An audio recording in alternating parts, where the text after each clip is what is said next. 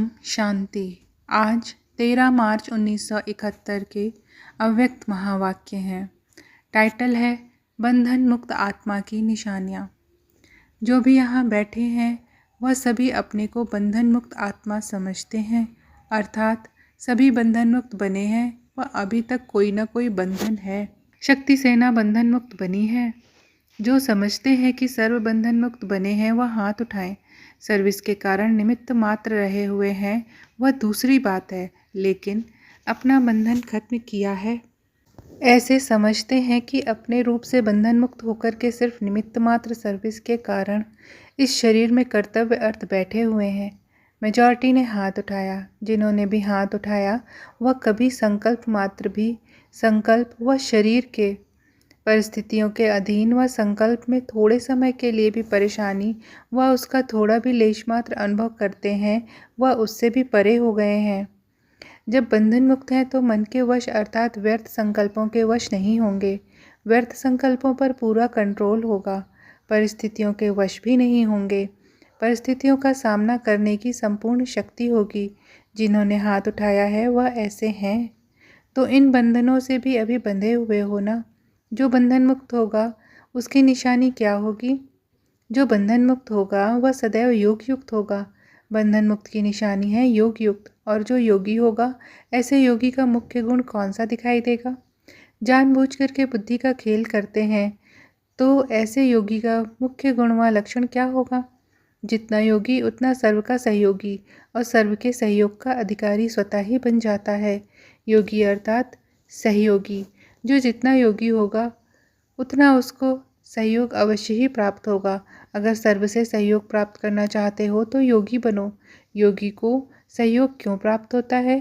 क्योंकि बीज से योग लगाते हो। बीज से कनेक्शन अथवा स्नेह होने के कारण स्नेह का रिटर्न सहयोग प्राप्त हो जाता है।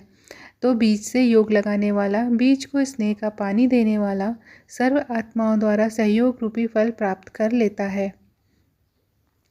जैसे साधारण वृक्ष से फल की प्राप्ति के लिए क्या किया जाता है, वैसे ही जो योगी हैं उसको एक एक से योग लगाने की आवश्यकता नहीं होती। एक एक से सहयोग प्राप्त करने की आशा नहीं रहती, लेकिन एक बीज से योग अर्थात कनेक्शन होने के कारण सर्व आत्माएं अर्थात पूरे वृक्ष के साथ कनेक्शन हो ही जाता है। तो कनेक्शन का अटेंशन रखो। तो सहयोगी बनने के लिए पहले अपने आप से पूछो कि कितना और कैसा योगी बना हूँ। अगर संपूर्ण योगी नहीं तो संपूर्ण सहयोगी नहीं बन सकते। न सहयोग मिल सकता है कितनी भी कोई कोशिश करे, परंतु बीज से योग लगाने के सिवाय कोई पत्ते अर्थात किसी आत्मा से सहयोग प्राप्त हो जाए यह हो नहीं सकता। इसलिए सर्व के सहयोगी बनने व सर्व का सहयोग लेने के लिए सहज पुरुषार्थ कौन सा है? बीज रूप से कनेक्शन अर्थात योग। फिर एक एक से मेहनत कर प्राप्त करने की आशा समाप्त हो जाएगी। मेहनत से छूट जाएंगे। शॉर्टकट रास्ता यह है।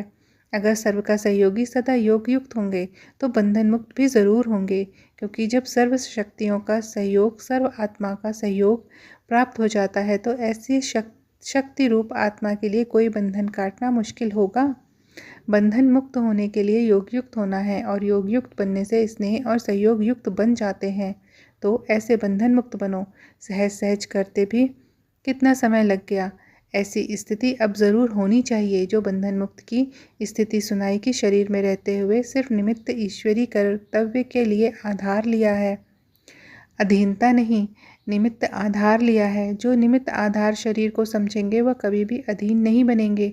निमित्त आधार मूर्त ही सर्व आत्माओं के आधार मूर्त बन सकते हैं। जो स्वयं ही अधीन है वह उद्धार क्या करेंगे? इसलिए सर्विस की सफलता भी इतनी है जितनी अधीनता से परे हरेक है। तो सर्व की सफलता के लिए सर्व अधीनता से परे होना बहुत ज़रूरी है। इस स्थिति को बनाने के लिए ऐसे 2 शब्द याद रखो जिससे सहज ही ऐसी स्थिति को पा सको। वह कौन से 2 शब्द हैं? जब बंधन मुक्त हो जाएंगे तो जैसे टेलीफोन में 1-2 का आवाज़ कैच कर सकते हैं, वैसे कोई कोई के संकल्प में क्या है वह भी कैच करेंगे। अभी अजुन बन रहे हो इसलिए सोचना पड़ता है। 2 शब्द हैं, एक साक्षी और साथी। एक तो साथी को सदैव साथ रखो, दूसरा साक्षी बनकर हर कर्म करो। तो साथी और साक्षी ये 2 शब्द प्रैक्टिस में लाओ। तो यह बंधन मुक्त की अवस्था बहुत जल्दी बन सकती है।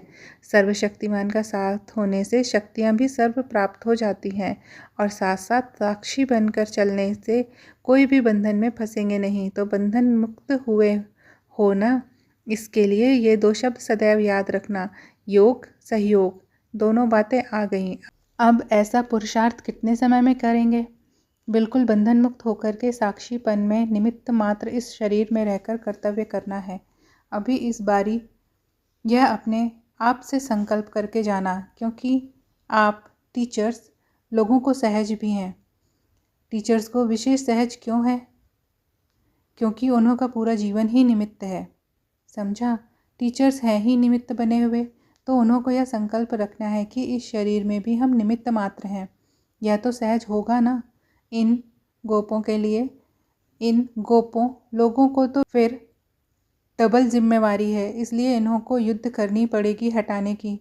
बाकी जो हैं ही निमित्त बने हुए, तो उन्हों के लिए सहज है। आप माताओं के लिए फिर सहज क्या है? जैसे उन्हों को इस विशेष बात के कारण सहज है, वैसे आप लोगों को भी एक बात के कारण सहज है। जो प्रवृत्ति में रहते हैं उन्हों के लिए सहज बात इसलिए है कि उन्हों के सामने सदैव कंट्रास्ट है। कंट्रास्ट होने के कारण निर्णय करना सहज हो जाता है। निर्णय करने की शक्ति कम है, इसलिए सहज नहीं भासता है। एक बार जब अनुभव कर लिया कि इससे प्राप्ति क्या है, फिर निर्णय हो ही जाता है। ठोकर का अनुभव एक बार किया तो फिर बार बार थोड़े ही ठोकर खाएंगे। निर्णय शक्ति कम है तो फिर मुश्किल भी हो जाता है। तो यह प्रवृत्ति में अथवा परिवार में रहते हैं, उनके अनुभवी होने के कारण सामने कॉन्ट्रास्ट होने के कारण धोखे से बच जाते हैं। जो वरदान के अधिकारी बन जाते हैं वह किसके अधीन नहीं होते। समझा?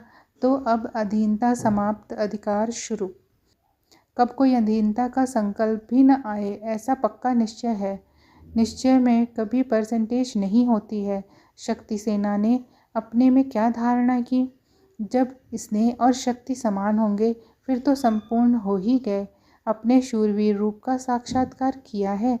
शूरवीर कभी किससे घबराते नहीं, लेकिन शूरवीर के सामने आने वाले घबराते हैं।